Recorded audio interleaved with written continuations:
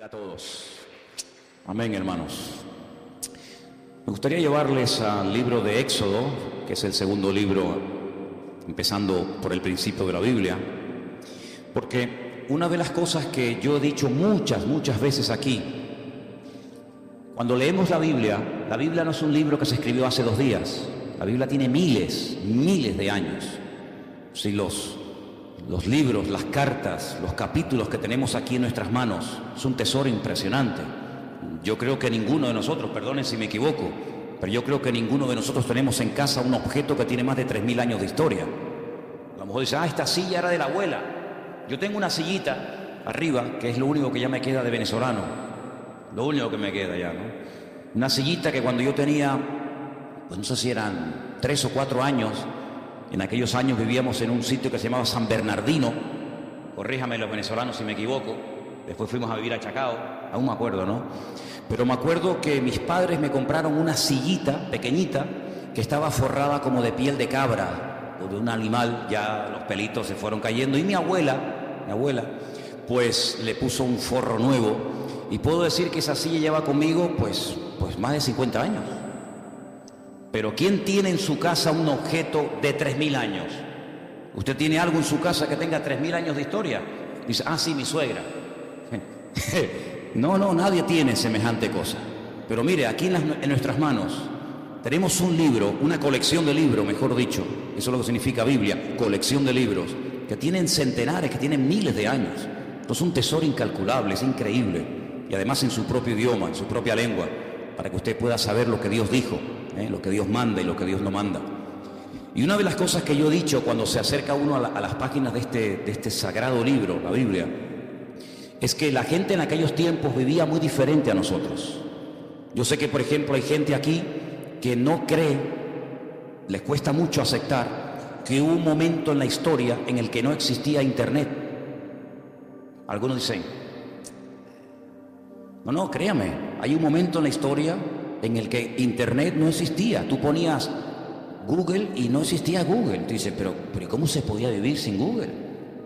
Y sin WhatsApp. Algunos le quitan el WhatsApp hoy en día y vamos, se transforma, le da un ataque, algo le pasa, ¿no? Pues hubo una época en la que se vivía sin televisión en color. Y usted dice, ¿cómo era la televisión? En blanco y negro. Y cuando vino la televisión en color, aquello fue una fiesta increíble, ¿se acuerdan? Vivimos durante muchos años sin móviles, sin celulares, como algunos los llaman. He dicho en varias ocasiones que cuando hace muchos años vimos a un señor en las Ramblas con una caja así de grande, que era la batería, y descolgaba el teléfono, nos quedamos así mirando, pues diciendo, ¿y este de dónde salió? Entonces, los tiempos han cambiado de una forma tremenda, pero tremenda. Y en los tiempos de la Biblia, la gente no vivía afanada por llegar a fin de mes, sino la gente vivía pensando en cómo terminar ese día. Se vivía el día a día. Por eso el pasaje que vamos a leer ahora refleja y explica muy bien que la bendición de Dios se prometía para el día a día. Hoy en día estamos acostumbrados a planificar el mes, ¿no? Cobramos el sueldo, cobran el sueldo y dicen, bueno, esto para el teléfono móvil, esto para la luz, esto para el agua, esto para los gastos de no sé qué, y se planifica el mes. Eso no existía, esa no era la mentalidad de aquellos tiempos. La mentalidad era vivir el día a día. Basta a cada día su propio afán o su propio mal, dice otra versión, ¿verdad? Y el pan nuestro de cada día, dánoslo hoy. La famosa parábola de los labradores, cuando van a trabajar a la viña, ¿qué se les pagó? El día de trabajo. Entonces, cuando la gente terminaba el día y decía, hoy he comido, hoy he usado ropa y hoy voy a dormir bajo techo, gloria a Dios. Mañana, como se decía, Dios dirá. Mañana Dios dirá. Pero ¿quién vive hoy en día al día? Nadie. La gente enseguida planifica, la gente hace planes, y bueno, el verano que viene me voy a ir de vacaciones a tal sitio, o dentro de 3 meses, y por eso están las agendas, y por eso hay tantas historias. Pero en la Biblia no era así. La Biblia era vivir el día a día, desde que salía el sol hasta que se ocultaba el sol, y ya está. Y hay un pasaje en el Antiguo Testamento, en el libro de Éxodo, capítulo 16, que voy a leer unos versículos para que vean qué interesante esta historia. Y dice, viendo los hijos de Israel, se preguntaron unos a otros, ¿y esto qué es? Ustedes saben la palabra maná, ¿no? Maná. La palabra maná en hebreo significa, ¿qué es esto? Maná. Majú, ¿qué es esto? Y por eso la palabra maná, uno dice, bueno, ¿y qué significa? Significa literalmente, ¿qué es esto? Pues dice aquí, cuando vieron aquello, dijeron, ¿qué es esto? Porque no sabían qué es lo que era. Entonces Moisés le dijo, este es el pan que el Señor os da para que coman. Esto es lo que el Señor os ha dado. Recoged de él cada uno según lo que pudiera comer. Un gomer por cabeza, conforme al número de vuestras personas. Tomaréis cada uno para los que están en su tienda. Los hijos de Israel, dice versículo 17, le hicieron así. Unos recogieron más y otros recogieron menos. Y lo medían por gomer, y no sobró al que había recogido mucho, ni faltó al que había recogido poco. Cada uno recogió conforme a lo que había de comer. Moisés les dijo, ninguno deje de ello para mañana. Algunos decían, ¿y si mañana no cae el maná? ¿Y si pasado mañana se agota? Vamos a recoger el lunes, para el martes, para el miércoles y para el jueves. Siempre ha habido gente así, ¿no? Pero el Señor le dijo, no. Ellos no obedecieron a Moisés, algunos dejaron de ello para otro día y crió gusanos y hedió, y se enojó Moisés contra ellos. Era una falta de fe, creer que al día siguiente el Señor no iba a derramar su fidelidad, era una falta de fe. Hoy ha caído el maná, sí, mañana otra vez, y pasado otra vez, no se preocupen. Y lo recogían cada mañana, cada uno según lo que había de comer, y luego que el sol se calentaba, se derretía. No sé si han visto seguramente en alguna feria, en algún lugar por ahí, esa gente que tiene como si fuera un caldero y van haciendo una cosa así y crean como ese algodón. ¿Lo habéis visto? Ese algodón de azúcar que cuando lo coges con la mano te empegosta todo. El maná era algo así, era algo muy parecido a eso. El Señor les dijo, cada día ustedes van a ver una demostración de mi fidelidad. Cuando ustedes se levanten, ya el maná está allí. No van a tener que esperar a que caiga. Es decir, yo voy a ir siempre delante de ustedes. Cuando ustedes se levanten el lunes, ustedes recojan todo lo que vayan a comer para el día lunes. Y cuando se levanten el martes, recojan lo que vayan a comer el martes, y así sucesivamente. Pero había gente que dudaba. Había gente que decía, vamos a recoger para 3 o 4 días por si acaso. Vamos a recoger para toda la semana. ¿Y qué pasaba? Se les echaba a perder. Porque el Señor les estaba enseñando al pueblo en el desierto depender cada día de la bendición y de la fidelidad del Señor. Parece como que eso ya no forma parte de nuestro estilo de vida, pero así es como deberíamos realmente vivir los creyentes. Hoy el Señor me ha bendecido, hoy el Señor me ha ayudado, hoy puedo dormir en mi cama, hemos comido, fíjate tú, hemos desayunado, almorzado, otros han merendado antes de venir al culto, otros antes de irse se ponen allí en el mostrador también a picotear, luego llegan a casa, vuelven a comer. Hermanos, Dios es fiel. ¿Cuál es la garantía de que mañana Dios me va a suplir mi necesidad? Que hoy me la ha suplido. ¿Cuántos dicen amén? Como Él no cambia, si Él hoy ha sido fiel, mañana otra vez volverá a ser fiel. Y yo tengo que fiarme de Dios. Yo tengo que depender del Señor, no de mes a mes, sino como dice la Biblia, el pan nuestro de cada día, dánoslo hoy. ¿Cuántos de los que están aquí hoy han comido? Veo que todos vienen vestidos, Algunos han venido en coche, otros caminando, otros en guagua. Cuando te vayas de aquí, cenarán, dormirán en sus camas. ¿Qué más queremos, hermano? Dice la palabra de Dios, teniendo sustento y abrigo, estemos contentos con esto. ¿De dónde nace ese afán, ese agobio? Y venga, y más, y más. ¿De dónde nace? ¿De la Biblia? No. ¿De una relación sana con Dios? No, Señor. El cristiano sano, el cristiano que tiene una fe sana, completa, una fe coherente, una fe bíblica, no tiene que caer en ese afán, en ese agobio, en ese estrés, y la deuda, y no sé qué, y esto y lo otro. No, así no vivimos, así no tenemos que vivir los hijos de Dios. Los hijos de Dios tenemos que vivir de cara al mundo, de cara a la galería, con paz, con la tranquilidad de saber que nuestra vida está en las manos del mejor pastor del mundo, porque dice la Biblia, el Señor es nuestro pastor y nada nos faltará. ¿Cuántos dicen amén? Por lo tanto, en el Sermón del Monte, el Señor cuando enseña a orar a su pueblo dice, y el pan nuestro de cada día, dánoslo hoy. ¿Se puede orar por el pan nuestro de cada día? Claro que sí. Pero en ningún momento tenemos que estar preocupados por los próximos 15 días, por la próxima quincena, por el próximo mes. Eso no es bíblico, eso no es bíblico. El Señor quiere que aprendamos a depender de Él, a confiar en Él cada día, sin preocupaciones, sin agobios, sin estrés. Ya sé que esto a lo mejor suena a locura. Ya sé que la gente de la calle, la gente que no tiene a Dios, pues no viven así. Pero es que usted no tiene que imitar al mundo, usted tiene que imitar al Señor Jesucristo y obedecer su palabra. Hay un texto muy interesante que yo lo he leído muchas veces, de hecho no quiero exagerar, pero casi a diario lo leo, y se encuentra en Deuteronomio. Es un pasaje buenísimo, buenísimo, que de vez en cuando pienso yo que deberíamos de leer. Está en Deuteronomio capítulo 8, del versículo 11 en adelante. Es buenísimo este pasaje, de verdad que es una bendición de Dios el poder tener esto en nuestras manos.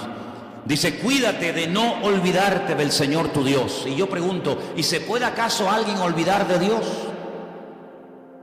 Porque te puedes olvidar, no sé, de las llaves, del móvil. Te puedes olvidar de dónde dejaste el coche. Yo me acuerdo hace años, venía por la calle esta de la iglesia con el casco de la moto en la mano y me metía en el bar de aquí al lado a tomar un cortado, y un hermano me dice: ¿de dónde vienes? Digo: no, tuve que ir abajo a Santa Cruz a hacer unas cosas. Y me dice: ¿y tú vas por la vida con un casco debajo del brazo? Digo: ay, la moto. Y la dejé en la Plaza de España. Yo me vine desde la Plaza de España hasta aquí con el casco de la moto debajo del brazo. ¿Cómo es? Simplemente mirando el casco, sabes que, mijo, el casco es para usarlo en la moto. Pues me olvidé de la moto. Y un día tuve que llamar al segurita del Carrefour allí en La Laguna, porque para mí es que me habían robado el coche. ¿Y qué va? Me van a robar el coche estaba en otro sitio, pero volví loco a medio centro comercial. Mire, que me robaron el coche, que llame a la policía, que no sé qué, y el coche estaba donde yo lo había dejado, pero yo no me acordaba. Y a veces hemos visto en alguna playa por la megafonía el niño Pedrito García Rodríguez con una camisita roja y un pantalón amarillo y unos calcetines verdes. Se ha perdido, por favor. Pero perder a Dios, olvidarse de Dios. ¿Cómo se puede una persona, cómo se puede olvidar un joven, cómo se puede olvidar una familia de Dios? Pues hermanos, parece mentira, pero hay gente que incluso llegaron a servir a Dios y se olvidaron completamente de Él. Y por eso el Señor, sabiendo que somos así los seres humanos, dice en este versículo: cuídate, tengan cuidado de no olvidarse del Señor vuestro Dios, para cumplir sus mandamientos, sus decretos, sus estatutos que yo te ordeno hoy.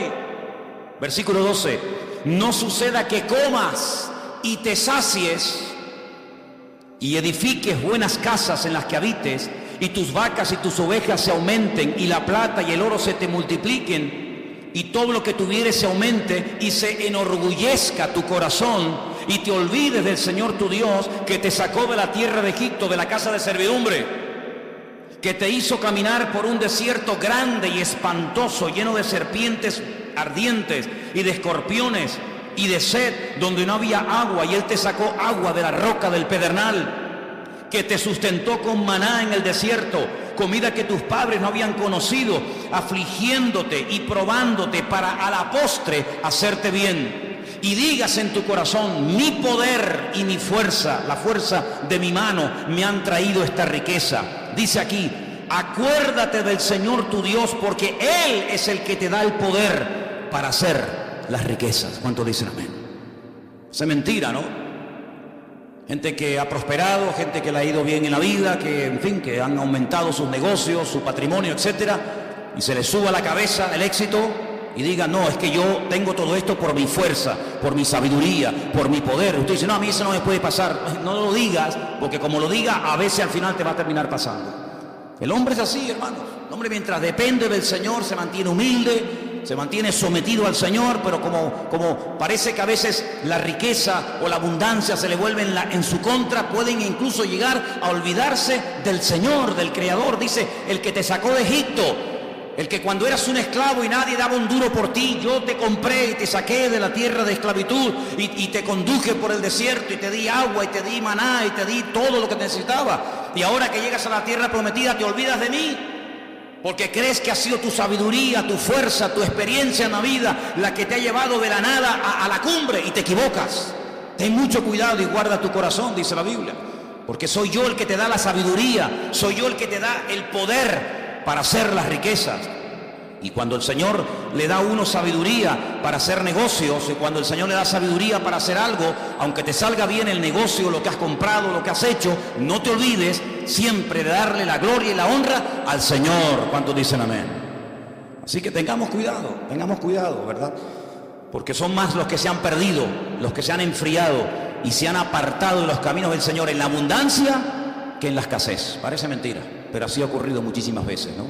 Así que estamos viendo a la luz de la palabra de Dios cómo hay que depender cada día de Él. Ahora, vivimos en un mundo, como dije la semana pasada, rodeado de mentiras y de mentirosos.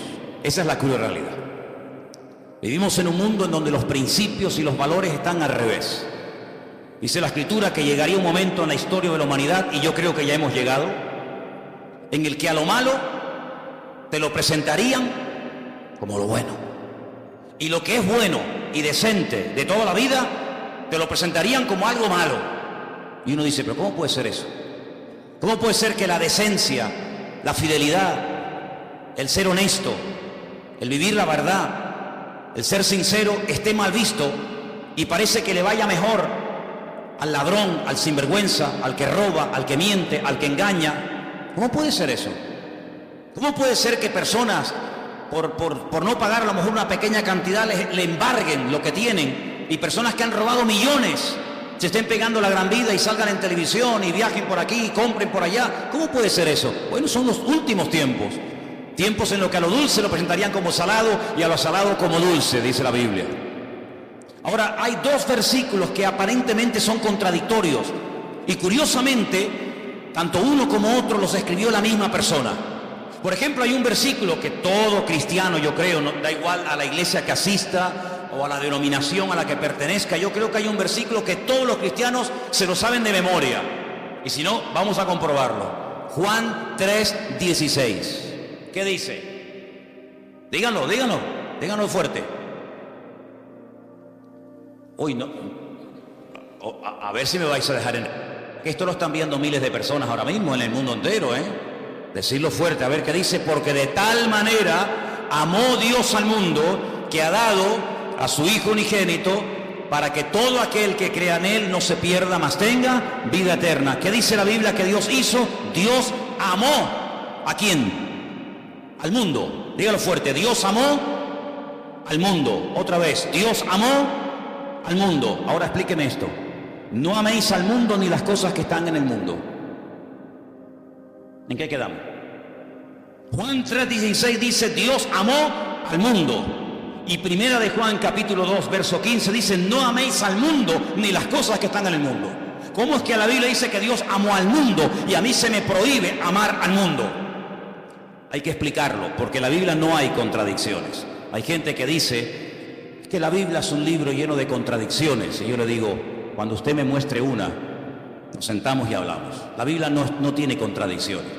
El problema es que muchas veces no se puede terminar de traducir exactamente, porque nosotros tenemos una sola palabra para la palabra mundo, como para la palabra amor tenemos una sola palabra. No hay 4 o 5 palabras para amor.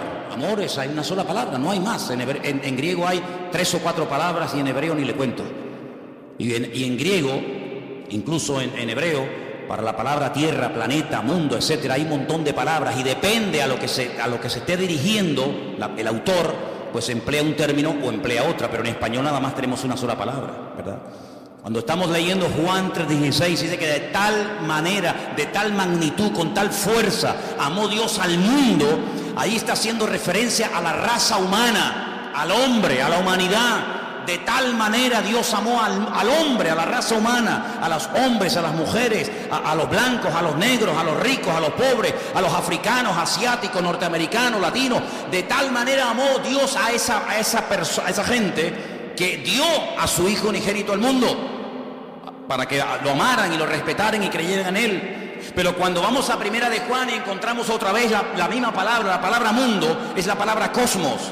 Y la palabra cosmos nos habla acerca de un estilo de vida, de unos principios, de unos valores que no son los nuestros. No son los nuestros.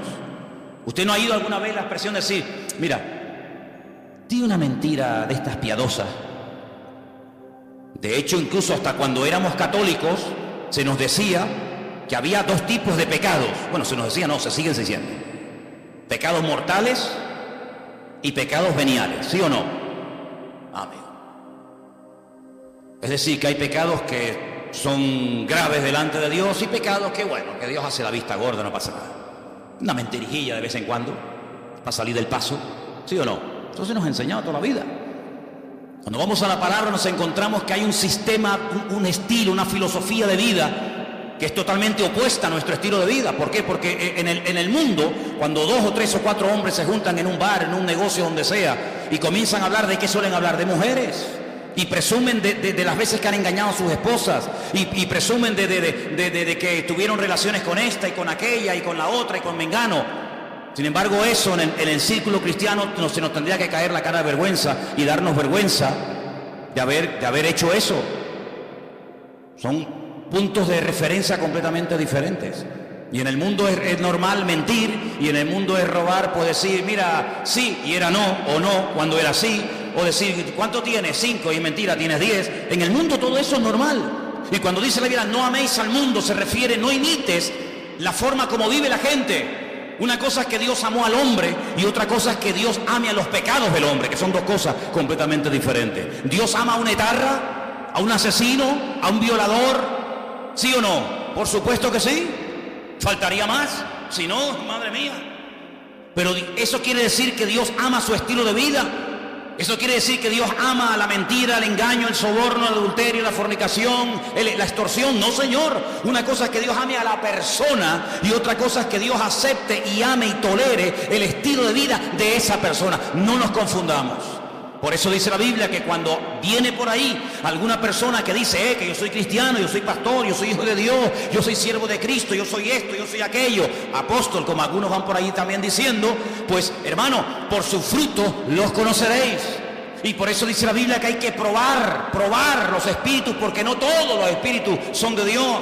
Y por eso encontramos en la Biblia falsos evangelistas, falsos pastores, falsos maestros, falsos apóstoles, etcétera, etcétera. ¿Por qué? Porque Dios ama a todo el mundo por igual, pero denuncia y no tolera el pecado y el desorden de nadie. ¿Cuántos dicen amén? Entonces no nos confundamos cuando dice que Dios amó al mundo, la raza humana, y cuando nos dice en 1 de Juan, capítulo 2, como hemos leído, que no tenemos que amar al mundo.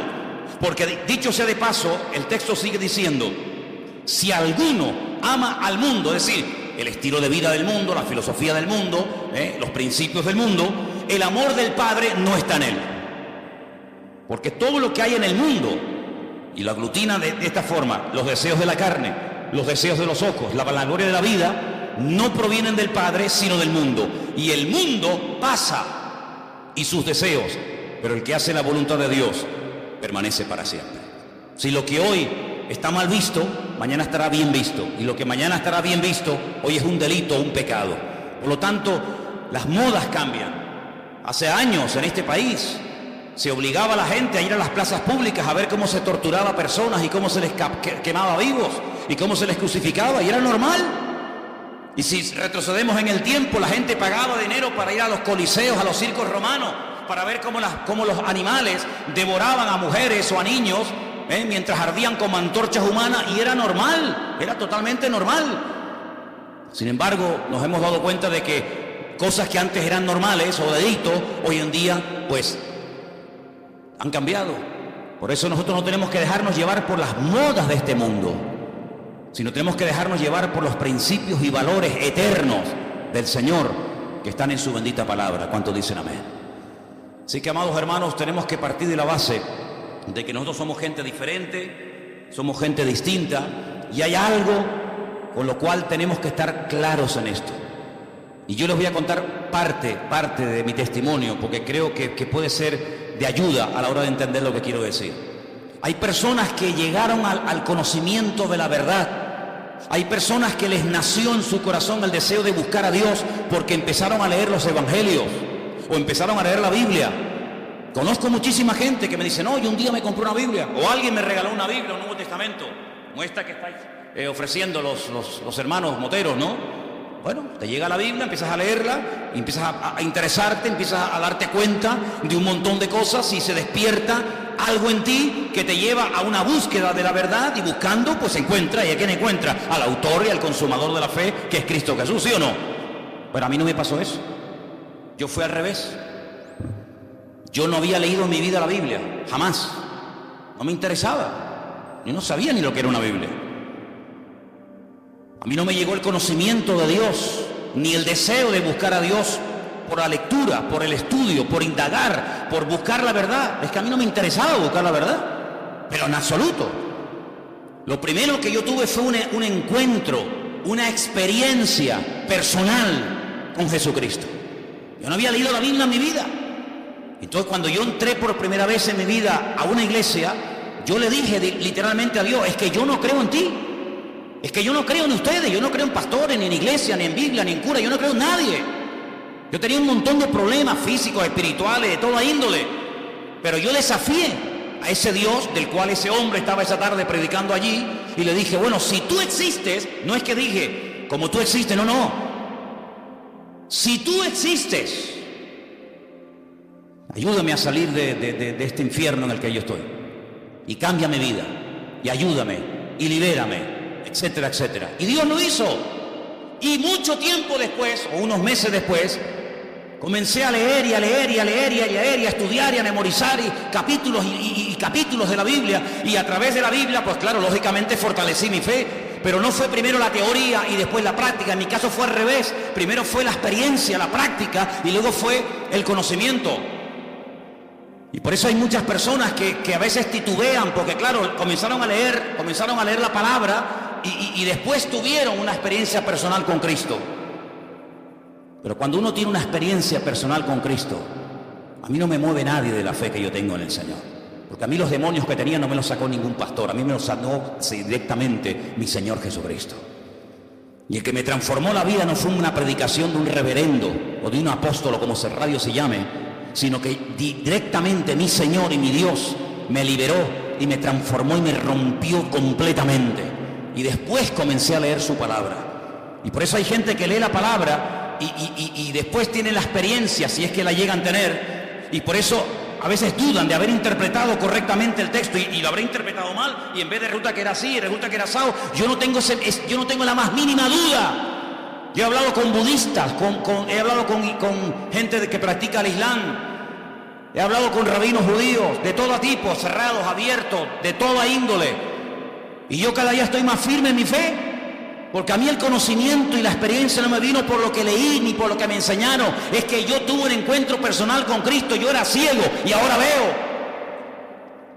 Entonces, cuando una persona tiene un encuentro personal con Cristo, que digan lo que digan, que hagan lo que hagan, que pase lo que pase, yo sé en quién he creído. ¿Cómo voy yo a negar que soy blanco? Hermano, si yo me subo a esta plataforma esta tarde y digo: hermano, ustedes me ven blanquito, pero yo realmente en el fondo soy negro. Usted dirá: bueno, hermano, usted de lo que quiera, pero usted se le ve por fuera y usted tiene piel blanca. No, mire, hermano, es que yo soy moreno, mulato y soy mujer. Pasa que ustedes me ven con otra visión. No puedo negar, yo no puedo negar lo que soy.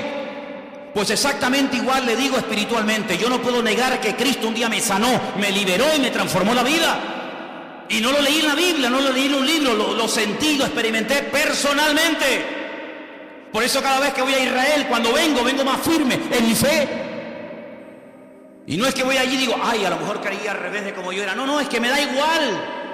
Porque yo no fui al convencimiento de la verdad por lo que leí, sino por lo que viví y por lo que experimenté. Y cuando una persona experimenta algo, no desde la teoría, sino desde la práctica, ese hombre y esa mujer no lo tumba ni lo sacude nada ni nadie. ¿Cuántos dicen amén? Si yo subo esta noche aquí a un hombre y subo a una mujer y le digo: hermano, explique lo que es un parto. Y bueno, pues un parto, ¿no? Tienes dolores, hay un momento como se rompen aguas, se llama, ¿no? Corríjame, porque yo en esto estoy fatal, ¿eh? Se rompen aguas, te entran dolores, empiezan a dilatar, no sé qué, no sé cuánto, tienen que llevar a la clínica y te suben allí en aquellos aparatos y te dice: sopla, aprieta, no, ahora sí, ahora asado, ¿sí o no? Qué malo soy, plegarse fatal. Asuman ustedes una mujer aquí que haya parido y dice: mira, Manolo, cállate la boquita, anda. Un parto no tiene nada que ver con lo que tú has dicho. Tú estás hablando desde la teoría, desde lo que has oído, de lo que te han contado. Pero yo he parido, y un parto es esto, y esto, y esto. ¿Quién puede dar mejor una información de lo que es un parto? ¿Yo? ¿O una mujer que ha parido? Evidentemente una mujer que ha parido. Porque no lo habla desde la teoría, lo habla desde la realidad, desde el dolor, lo habla desde la sensación de haber tenido esa criatura en su vientre y de haberlo sacado y ver la realidad de lo que es un parto.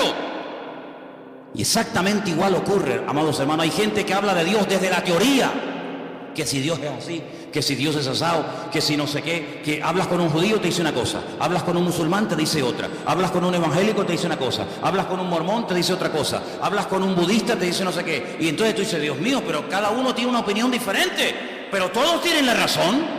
No puede ser que los musulmanes digan que Dios no tiene un hijo y que los cristianos digan que Dios sí tiene un hijo. ¿Quién tiene la razón? ¿El musulmán o Dios? ¿O el cristiano? Porque yo pregunto, ¿Dios tiene un hijo o no tiene un hijo? Porque si no tiene Dios un hijo, entonces los musulmanes tienen razón. Pero si Dios tiene un hijo que se llamó Jesucristo o Yeshua HaMashiach y vino a este mundo a morir en una cruz y resucitó el tercer día, entonces este no dice la verdad la está diciendo este hombre. La pregunta que muchas veces me han dicho es: ¿cómo es posible que un pueblo tan culto, tan sabio, tan preparado, personas que están todo el día desde que se levantan, créanme, desde que se levantan hasta que se acuesta, leen y leen y leen y leen y memorizan y aprenden y aprenden y aprenden, y me refiero al pueblo de Israel, ¿cómo es posible que ellos no crean que Jesucristo es el Hijo de Dios? Porque te explican otra cosa y te quedas con la boca abierta y te dicen arriba y abajo y el verbo, el ifil, el ipalel, el pual y te explican todas las conjugaciones del verbo. Pero cuando hablamos de Jesucristo no tienen ni idea. Y uno dice, ¿cómo es posible que nosotros que no hemos sido criados en este ambiente, por lo menos yo, tengamos las ideas más claras y podamos explicar no desde la teoría de un libro, sino de la experiencia personal, quién es y quién no es Jesucristo? ¿Cómo es posible que 14 veces se hayan equivocado los judíos nombrando a un Mesías que luego le salió el tiro por la culata? Lean la historia de Bar Kokhba. Una ruina trajo a Israel. ¿Quién lo apoyó? Uno de los rabinos más grandes en la historia de Israel, Rabí Akiva. Un hombre que fue capaz de morir torturado. Dice que mientras lo quemaban los romanos en el 100 y pico después de Cristo, con pinzas le arrancaron la piel. Y todos los trocitos de piel que le quedaban con un cepillo de púas se la arrancaron. ¿Cómo es posible que un hombre que murió de esa manera torturado dijera que Jesucristo fue un impostor? Y después tuvieron a otro llamado Sibitai. Y ese fue una ruina total porque la mayoría de los judíos del mundo entero lo reconocieron como el Mesías.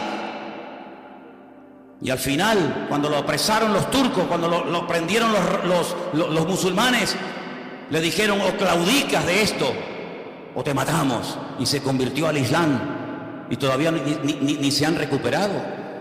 ¿Y cómo es posible que hace unos años en todas las calles de Israel, en los taxis, en las guaguas, en los colegios, en la radio, en la televisión, por todas partes había pancartas: que viene el Mesías, que viene el Mesías, que viene el Mesías, el viejito Lubavitch, un viejito así chiquitito? Ese es el Mesías. Y resulta que se murió. Y todo el mundo dice: uy, ¿ahora? Y ahora eso que le estaban esperando y lo habían proclamado como el Mesías, dice: no se preocupen, de un momento a otro resucita y viene y está entre nosotros otra vez. Y yo digo: Dios mío, ¿cómo es posible que esa gente tan culta y repito, tan sabia y que profundiza tanto la Escritura se hayan equivocado tantas veces? No una, ni dos, ni tres, ni cuatro, muchas veces proclamando a falsos Mesías.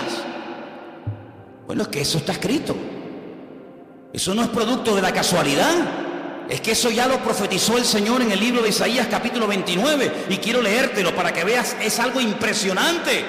Que lo que les ha ocurrido estaba escrito, estaba profetizado. Y no nos tiene que sorprender. Y dice en Isaías capítulo 29 a partir del versículo 10: ceguera e hipocresía de Israel. Fíjate qué curioso el capítulo, ¿no? Yo sé que los nombres de los capítulos no son, digamos, inspirados, originales, pero solamente se le llama a este capítulo la ceguera espiritual de Israel. Y mira lo que dice aquí, porque esto se escribió antes del nacimiento de Cristo, no se escribió en el Nuevo Testamento. Ah, claro, eso lo escribió Pablo, lógico, Es normal que Pablo o Pedro o Juan o Santiago o Mateo digan eso. No, no, no. Esto lo escribió Isaías antes del nacimiento de Cristo. Cómo él proféticamente recibe la revelación de cómo iba a actuar esa gente. Y dice así: porque el Señor derramó sobre vosotros espíritu de sueño. Esto es un judío hablándole al pueblo de Israel. Dios derramó sobre vosotros espíritu de sueño y cerró los ojos de vuestros profetas y puso velo sobre las cabezas de vuestros videntes. Ah, ahora entiendo. Ahora entendemos, claro. Y os será toda visión como palabras de libro sellado. Por eso leen y leen y leen y leen y memorizan y aprenden y no entienden. El cual si dijere al que sabe leer y le dijeren, lee ahora esto, él dirá, no puedo porque está sellado. Y si se le diera el libro al que no sabe leer, le dicen, lee ahora esto, y él dice, es que no sé leer. Dice pues el Señor, escucha bien la explicación de Dios, estas son las palabras de Dios al pueblo de Israel: porque este pueblo se acerca a mí con su boca y con sus labios me honra, pero su corazón está lejos de mí. Y su temor de mí no es que un mandamiento de hombres, como dice otra versión más cercana al original, un mandamiento enseñado y aprendido de memoria, que les ha sido enseñado. Por tanto, he aquí que nuevamente excitaré yo la admiración de este pueblo con un prodigio grande y espantoso, porque perecerá la sabiduría de sus sabios y se desvanecerá la inteligencia de sus entendidos. Ahora puedes ver cómo un niño en la escuela dominical, un domingo a la tarde, es capaz de ver en Juan capítulo 1 cómo el Verbo, que en un principio era Dios, se hace hombre, se humana, se encarna y habita entre nosotros, y vemos su gloria, y no tiene ningún problema en aceptar eso. Y después te encuentras a un hombre que lleva 70, 80 años de su vida leyendo 16 horas por día la Biblia, de por la mañana hasta por la noche, y es incapaz de ver a Cristo en las Escrituras. ¿Por qué? Porque el profeta Isaías dijo: en los últimos tiempos derramaré un espíritu de ceguera en vuestros videntes, en vuestros profetas, en vuestros sabios, de tal manera que van a leer y dice como que no lo puedo leer porque no lo entiendo. Es como si estuviera sellado. Increíble, increíble. Ya sabemos que en los últimos tiempos el Señor tratará de una forma especial, pero lo importante es que todos y cada uno de nosotros valoremos el hecho de haber podido entender el Evangelio, porque haber entendido el mensaje, el propósito por el cual Cristo vino a este mundo nos ha cambiado la vida, ¿sí o no? Cuando una persona encuentra la verdad, yo no tengo que buscar nada más, créanme, yo no tengo una insatisfacción diciendo, oye, estaré en la verdad, me habré equivocado, me habrá engañado esta gente, y a veces resulta que yo he creído en esta iglesia evangélica y ahora resulta que estoy en la mentira, me he metido en una secta, me están comiendo el coco, a veces resulta que en vez de este camino era el otro, ay, madre mía. Es que yo sé en quién he creído. Yo no me convertí a la iglesia evangélica. Yo no soy representante de la iglesia evangélica. Yo soy embajador de Cristo, y Cristo fue el que cambió mi vida. Y me reúno aquí porque con ustedes me siento a gusto y porque creo que todos tenemos una experiencia en común. Pero si así no fuera, probablemente buscaría otro lugar donde poder congregarme. Pero no porque me haya convertido a una iglesia llamada iglesia evangélica. Yo no me he convertido a nadie, ni he cambiado de religión. Yo he pasado de muerte a vida, porque Cristo ha perdonado todos mis pecados, y de ahí no me muevo ni a palo. ¿Cuántos dicen amén? Y por eso tenemos que tener bien claro, ahora que se nos está yendo el año, ahora que estamos llegando a la recta final, ¿estás hoy más firme en tu fe que el 1 de enero? ¿Estás hoy más firme, más bien anclado en las cosas del Señor que hace 4 o 5 meses atrás? Espero que sí. ¿Cuántos dicen amén? Quiero leerles un versículo en esta tarde.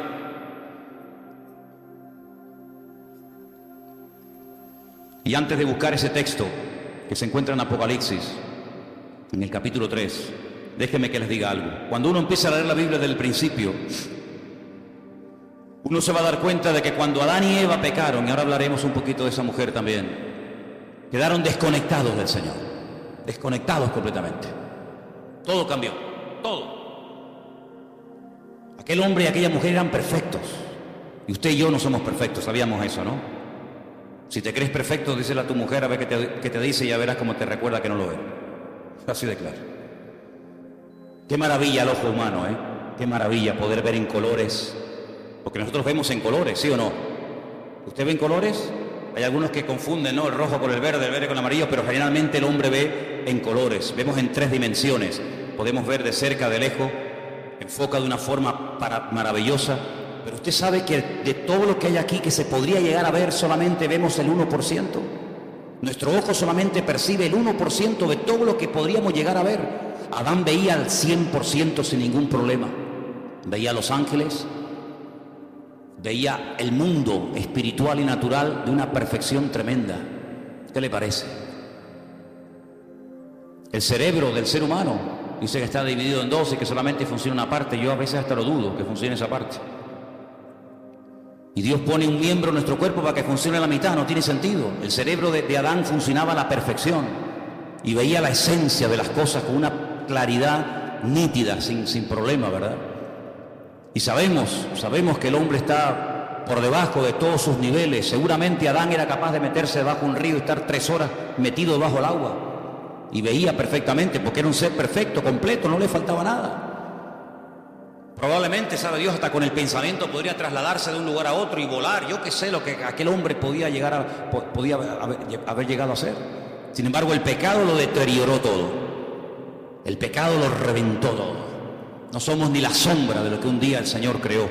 El mundo era perfecto, el mundo que tenemos no es perfecto. Vayan a Madrid ahora, van a ver esa capa, esa nube negra encima, ¿verdad? El otro día las imágenes de Pekín, los pobres chinos con máscara, allí ahogándose, asfixiándose. Este mundo no tiene nada que ver con el mundo perfecto y maravilloso que el Señor creó. Pero a pesar de la rebelión y del pecado del hombre, Dios proveyó un sistema, eran los sacrificios. ¿Y qué hace Abel? Presenta un sacrificio. ¿Para quién? Para él. Él tiene deseo de acercarse a Dios y presenta un sacrificio para él, pero no lo podía hacer para otra persona. Pero cuando avanzamos en la historia, vemos que llegamos a Egipto y vemos que ya Dios dice, bueno, ahora no solamente el hombre puede acercarse a Dios a través de un sacrificio de animales, sino que ahora el papá, el cabeza de la casa, puede presentar un sacrificio para la familia. Y dice que sacrificaban un cordero para toda la familia. Así que de uno individual pasó a toda la familia. Y después resulta que cuando seguimos avanzando en la relación con el Señor, encontramos que una vez al año se mataba un cordero para toda la nación. Así que pasamos de uno, pasamos a la familia, y de la familia pasamos a la nación. Pero ¿de qué nación estamos hablando? De la nación de Israel. Y todas las demás no entran, están fuera del pacto, están fuera. Pero cuando vino el Señor Jesucristo, ¿por quién vino a morir? Por toda la raza humana. Y ahí entramos tú y yo, queridos hermanos, los que estaban, los que aún no habían nacido. Y por eso yo te pregunto, en estos últimos días, en estas últimas semanas que nos quedan para concluir este año 2015, ¿tú has tenido ya tu encuentro, tu experiencia personal con Cristo? ¿O simplemente lo que estás aprendiendo y creciendo en el conocimiento? Está bien todo eso, pero lo importante no solamente es saber muchas cosas, sino tener tu experiencia con el Señor. Porque si mañana nos quitan las Biblias, si mañana nos cierran los templos y ya no podemos depender de un culto, de una predicación o de un pastor, ¿qué va a pasar con nosotros? Nada. ¿Por qué? Porque estamos conectados a través de nuestra propia experiencia con la fuente de la vida, porque tenemos nuestra propia experiencia con Cristo. Y ya no dependemos de un pastor, de una iglesia, de un predicador, de la internet, sino dependemos directamente de nuestro Señor Jesucristo. ¿Tú tienes esa línea directa con Él? ¿Tú lo conoces como tu Señor y como tu Salvador, o como el Dios que aquí se predica? Porque hay gente que dice, no, es que cuando hablan de nosotros dicen, sí, porque ustedes creen en no sé qué y se quedan como al margen. No, yo no hablo de ustedes, yo hablo de si tú conoces al Dios vivo y verdadero. ¿O es que acaso el Dios del evangélico es diferente al Dios del católico? ¿No hay un solo Dios? Bueno, pues a ese único Dios del cual hablamos y predicamos, ¿lo conoces personalmente? ¿Tienes un encuentro con Él? ¿O para saber algo de Él tienes que buscar en Mateo? ¿O para saber algo de su esencia y de su carácter tienes que ir a los Salmos o al Apocalipsis o por aquí y por allá? No hace falta que vaya por aquí y por allá, porque yo sé quién es y conozco a mi Padre y sé lo que le agrada y lo que no le agrada. La gente más espiritual, la gente que más creció en su relación con el Señor, nunca leyeron la Biblia, porque no la tenían. Abraham no leyó nunca la Biblia.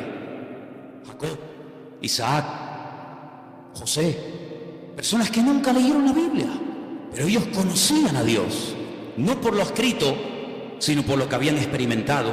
Y José era capaz de rechazar a la mujer de Potifar, diciendo, ¿cómo voy yo a pecar contra mi Dios? Pero hijo, ¿dónde está escrito que eso es pecado?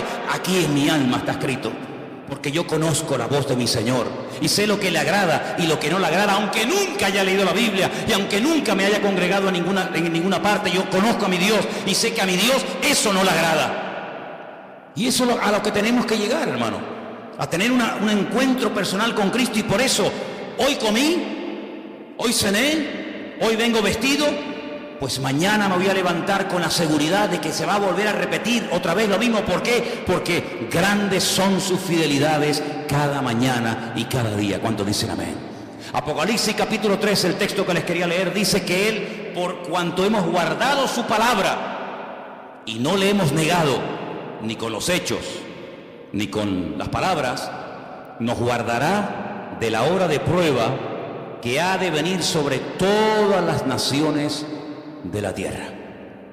El otro día, creo que lo comenté y termino, decían que en los estatutos, en las leyes de la ONU, hay un artículo que dice que cuando 5 naciones pelean, cuando 5 naciones, digamos que entran en un conflicto bélico, en ese artículo se encuentra la expresión de que ya se puede hablar de una tercera guerra mundial. En este momento hay 10 naciones, no 5, 10 naciones peleando contra un enemigo en común. Y por eso ellos dicen que oficialmente ya se puede decir, ya se puede declarar que estamos ya en una tercera guerra mundial, donde Inglaterra, Francia, Estados Unidos, Rusia, Arabia Saudita, etcétera, etcétera, ya han entrado en un conflicto que no tiene marcha atrás. Estamos en la recta final, no solamente del 2015, estamos en la recta final de la historia de la humanidad. Y en estos últimos tiempos, el Señor todavía sigue llamando a los corazones de los seres humanos. En estos últimos tiempos todavía el Señor tiene interés por ti y por mí. Yo no sé qué ha visto en nosotros, pero Dios no va a parar hasta que tú le entregues tu vida y hasta que tú le entregues tu corazón al Señor. Y yo doy gracias a Dios de que Él se ha empeñado en salvarme, de que Él se ha empeñado, está empecinado en transformar mi vida. Claro, uno siempre se escuda, ¿no? No, es que yo soy no sé qué, es que no. Mira, solamente sé una cosa. Da igual dónde hayas nacido, da igual la religión que hayas practicado, tal vez ninguna. La cruda realidad es que todos delante de Dios estamos desnudos y todos urgentemente le necesitamos. No hay un verdadero cambio. Una persona puede cambiar y estar una temporada buena, pero eso no es lo que yo buscaba, porque yo también, cuando estaba sin Cristo, también tuve mis buenas temporadas, fueron las mínimas. Pero aquí lo que queremos no es solamente cambiar, dejar ciertas y determinadas cosas o hábitos o sustancias o me da igual, no, aquí lo que queremos es cambiar de vida. Y no se puede cambiar de vida, no se puede estar permanentemente sin meter la pata, perdonen la expresión, no se puede estar permanentemente, digamos, viviendo en victoria y en bendición, no se puede, es imposible.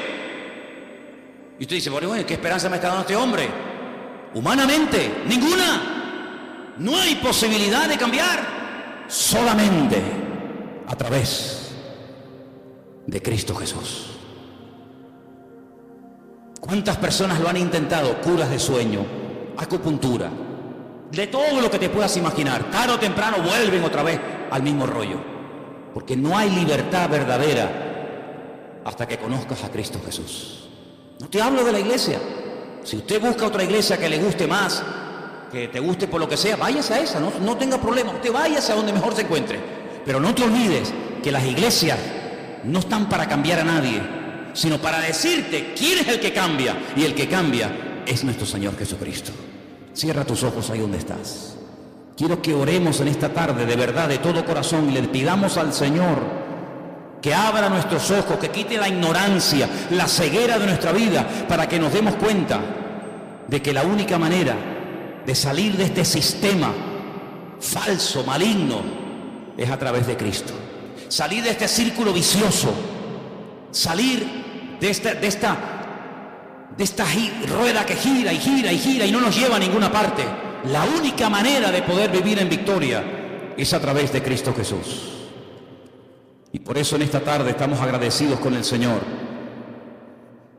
porque Él nos enseña un nuevo estilo de vida basado en la libertad, no en el miedo, en la libertad gloriosa de los hijos de Dios. Ninguna condenación hay para los que están en Cristo Jesús. Y por eso en esta tarde queremos acercarnos al Señor con la fe y con la seguridad de que se puede vivir en paz y en victoria si ponemos nuestra confianza en el día a día, en ese Dios que ha prometido ayudarnos todos los días hasta el fin del mundo. Aleluya. Si en esta tarde hay entre nosotros algún hermano, alguna hermana, alguna persona, algún joven, me da igual, que tal vez por primera vez en su vida, fíjate lo que te digo, por primera vez en su vida dice, pues oye, yo quiero entregarle mi vida al Señor.